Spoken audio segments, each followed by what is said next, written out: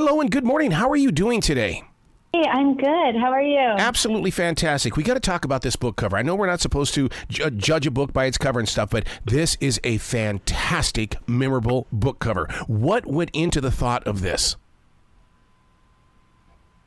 Yes, I love the cover as well. And the thought was my team really wanted her to symbolize female empowerment. Mm-hmm.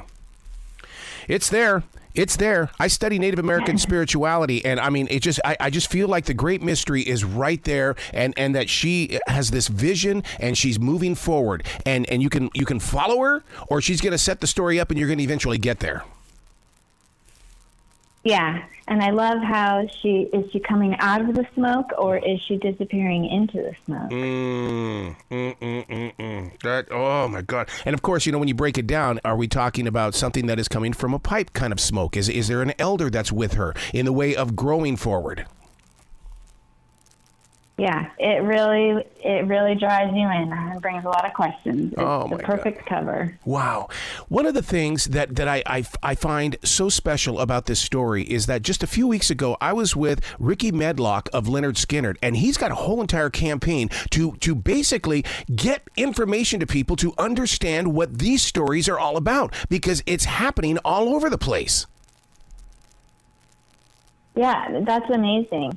I think we are seeing an uptick in people wanting to talk about the MMIW crisis, and I hope that Looking for Smoke does that as well. That brings a lot of people in to say, pay attention to this. Yeah, because this puts it inside their hands. This isn't a news story on the radio or something that's happening on ABC News. With this story right here, you're physically allowing us to go through an experience. Exactly. Yeah, that is my hope for this book. When I first started writing, I wasn't sure how I could find the line between, an entertaining thriller and a book that deals with an actually real serious issue. And I thought I could do that through these characters and to bring in real emotions that would be relatable to every reader. I've sat down with numerous medicine men, and we've talked about documenting the history of the Native American lifestyle and how it needs to continue to be very sacred. And the elders always tell me, no, they're not writing the history, they're not writing the story, and it's going to be lost. I think a book like this, even though it has its darkness to it, it's still part of the history and the story, and it's got to get in the hands of somebody 2 and 3 decades from now. Yeah, absolutely. And I really wanted to bring in a lot of the culture in a respectful way and to honor all the things that I grew up with, my childhood memories there on the reservation, and visits with my family and the culture. Just everything that I felt is so special and that I have so much pride about with the Blackfeet culture. I tried to bring in so that people could see how cool this is. Like, I have so much pride for my culture.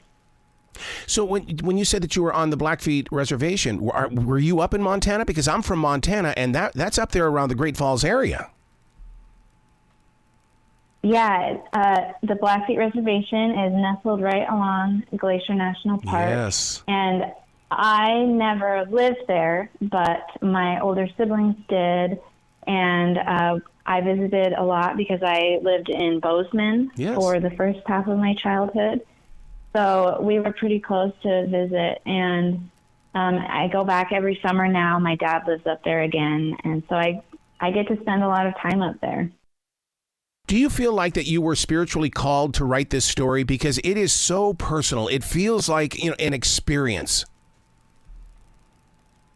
Maybe I did feel like a great need to write it. And I doubted myself at the beginning because I wasn't sure if I was the right person to tell this story or if I was talented enough to pull it off. But I did just keep coming back to the idea, thinking that this is a story I need to tell.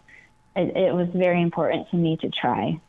There's a huge part of my heart that would love to see this on Netflix and or Hulu as a binge watch, because I think that would be so incredible to be able to go there and see it for ourselves in the way of understanding the story and basically understanding the deep darkness that's going on that needs to be talked about.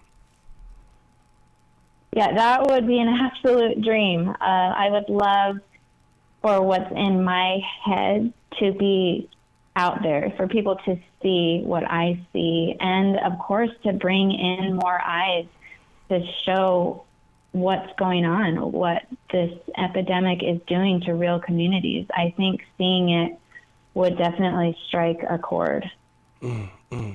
Locating a sense of balance inside the story. Sure, you talk about the pain, but it's also a thriller for readers as well.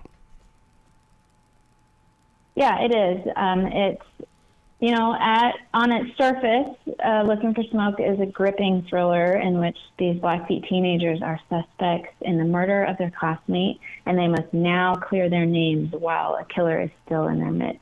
But at its heart, it's a story of community and resilience and fighting for your loved ones despite the cost.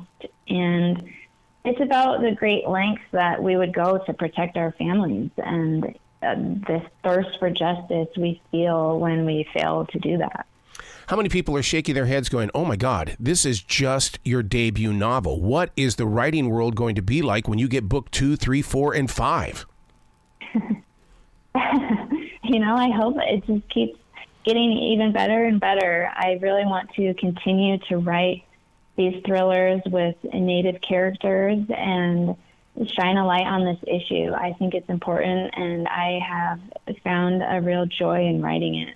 Where is your writing space? In other words, I write inside a forest here in South Charlotte, North Carolina, because I believe that that's where the energy of my writing comes from. For you to write a book like this, did you go to the same place to write it? No. So I am a mom, and I have 2 young kids. So I wrote this book during an hour of nap time every day in my room, in my sweatpants by myself for an hour of the day, and then maybe after bedtime at night. So it was not the ideal location, but just being alone in my thoughts, I can be anywhere, and the creativity will come out. When did you know it was time to relinquish the book to the editor and or the book company?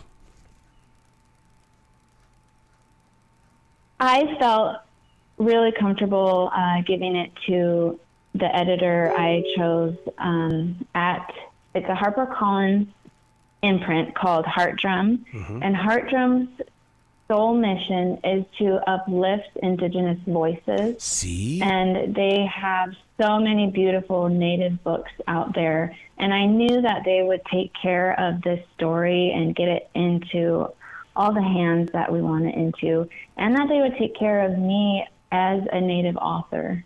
See, that goes all the way back to the beginning when I was talking about the elders, where they're afraid that the story is not going to be shared. You've got to love a publishing company like that. Yeah, it is really beautiful, and it's so special for me to have this experience as a debut, to find just the perfect home for this book. It's really cool.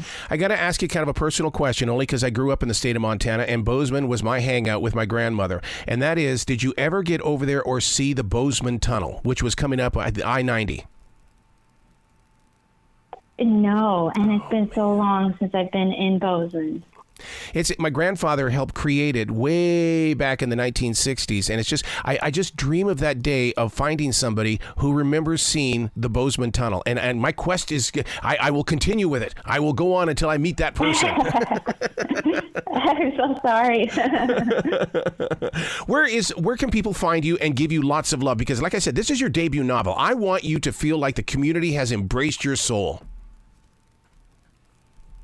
Yeah, that would be wonderful. I am on Instagram and Twitter or X and TikTok. I'm on TikTok less, but it's all KA_Cobell, Cobell. That's where you can find me. Excellent. Well, I look forward to talking to you many more times in the future, KA. Thank you so much. Thank you for talking about Looking for Smoke. Will you be brilliant today, okay? You too.